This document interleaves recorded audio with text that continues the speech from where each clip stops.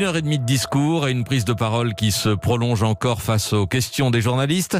Emmanuel Macron, au Mureau, dans les Yvelines, a livré l'allocution longtemps réclamée ou redoutée, plusieurs fois retardée, sur ce qu'il a choisi d'appeler le séparatisme islamiste, clairement désigné donc l'islamisme radical, idéologie qui considère que ses lois sont supérieures à celles de la République. Jean-Rémy Baudot, vous venez d'assister au discours présidentiel.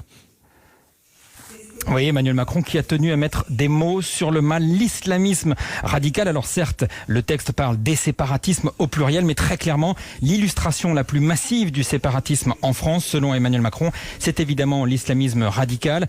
Pour le président, l'islam est une religion qui vit une crise partout dans le monde. Voilà pourquoi il affirme qu'il faut s'attaquer au séparatisme islamiste. Il y a un islamisme radical qui conduit à nier les lois de la République, qui conduit à banaliser la violence, et qui a conduit certains de nos citoyens, de nos enfants, à choisir le pire, ou à considérer que le pire était devenu naturel.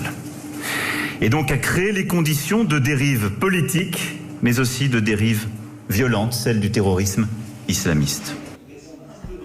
Voilà, ce fut un long discours. Il a abordé de très nombreux sujets sur la question de l'école, sur la question de la ghettoisation des quartiers. Il est très longuement revenu sur ces points. Et puis de nombreuses annonces, notamment sur l'obligation de neutralité étendue aux salariés des entreprises délégataires de services publics. En un mot, les préfets, s'ils voient qu'il y a des conducteurs de bus qui ne respectent pas l'égalité homme-femme ou qui ont des manquements sur les questions d'égalité, eh bien, les préfets pourront par exemple retirer les délégations de services publics. C'est évidemment des gestes forts. Le problème, ce n'est pas la laïcité, a néanmoins martelé le président. Il veut néanmoins faire évoluer la loi. La loi va étendre les motifs de dissolution des associations, par exemple.